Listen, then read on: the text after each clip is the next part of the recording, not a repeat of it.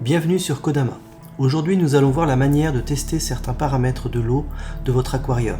J'effectue toujours mes tests avant le nettoyage de mon bac. Pour cela j'utilise le kit de la marque JBL.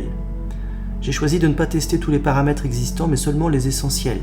Je vais donc vous montrer comment on procède pour chacun d'entre eux et on fera un bilan général de tous mes résultats depuis l'achat de mon Biorb à la fin de cette vidéo. Dans le kit, on vous fournit 3 flacons en verre, un flacon en plastique et une seringue.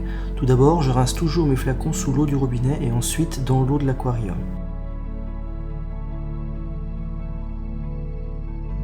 Je prélève ensuite 5 ml d'eau de l'aquarium dans la seringue et je les place dans les flacons. Je commence par le test de la dureté carbonatée. Pour cela, vous devez verser une goutte du produit. Votre eau va prendre une teinte bleutée. Vous devez par la suite verser le produit au goutte à goutte et agiter après chaque ajout. Dès que la teinte devient jaune, votre test est terminé. N'oubliez pas de compter le nombre de gouttes que vous avez versées car cela vous donnera le résultat final. Mon résultat final reste un peu faible car il est recommandé d'avoir une dureté carbonatée supérieure à 5 pour une bonne fertilisation en dioxyde de carbone. J'effectue le test de pH de l'eau.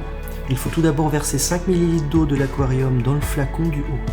Ce flacon servira de référence. Ce flacon se positionnera sur un rond de couleur et vous pourrez le comparer à la couleur obtenue dans le flacon du bas. Il s'agira ensuite de trouver la bonne correspondance de couleur entre les deux flacons. Pour le test de pH, il suffit d'ajouter 5 gouttes de réactif et d'attendre 5 minutes pour obtenir la couleur finale.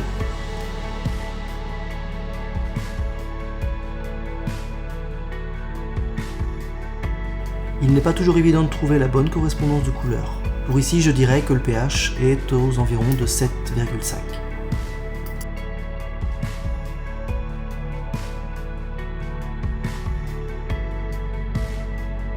Avec le test de dureté carbonatée et le test de pH, vous pourrez retrouver le taux de dioxyde de carbone dans votre eau à l'aide d'un tableau fourni dans le kit.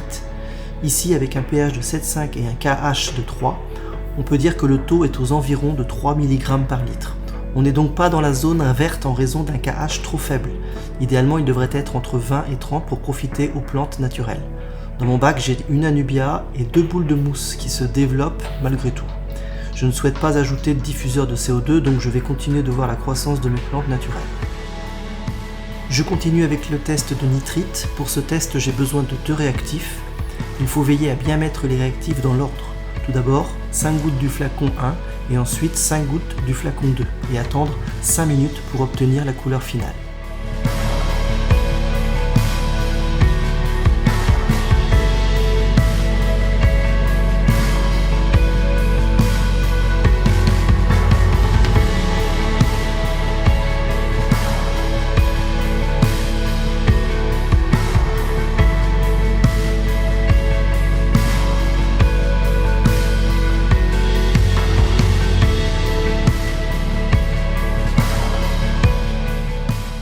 Pour ici, il est plus simple de trouver la correspondance de couleur. J'obtiens donc un résultat inférieur à 0,01 mg par litre.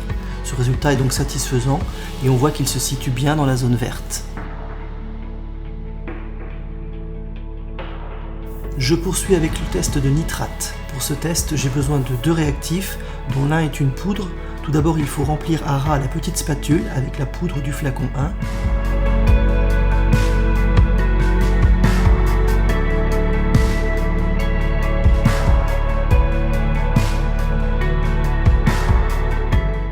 Et ensuite ajouter 6 gouttes du réactif 2.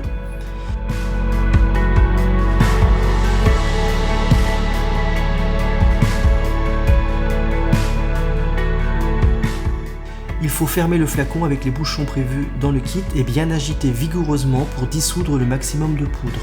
Ensuite, il faut attendre 10 minutes pour obtenir la couleur finale.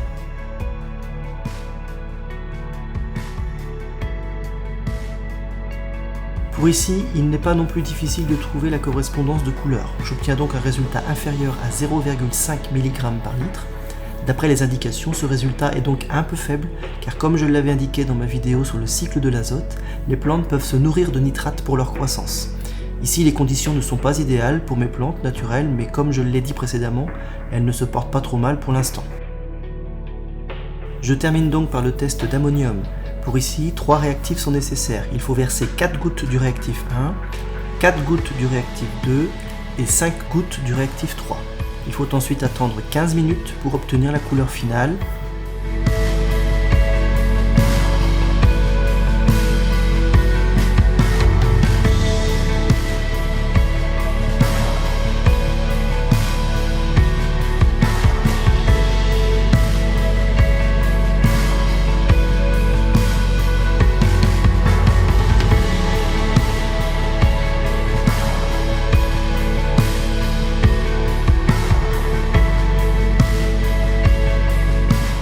Je considère que mon taux est inférieur à 0,05 mg par litre, ce qui est satisfaisant.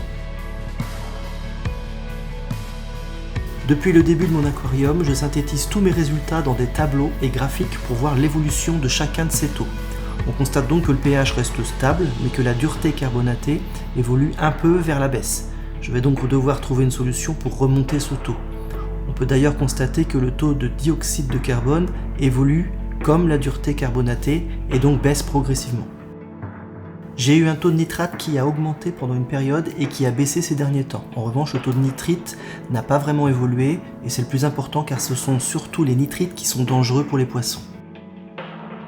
Pour finir, le taux d'ammonium est stable dans le temps, ce qui est satisfaisant pour les poissons. Je vous remercie d'avoir visionné cette vidéo et n'hésitez pas à mettre un pouce bleu, c'est toujours encourageant.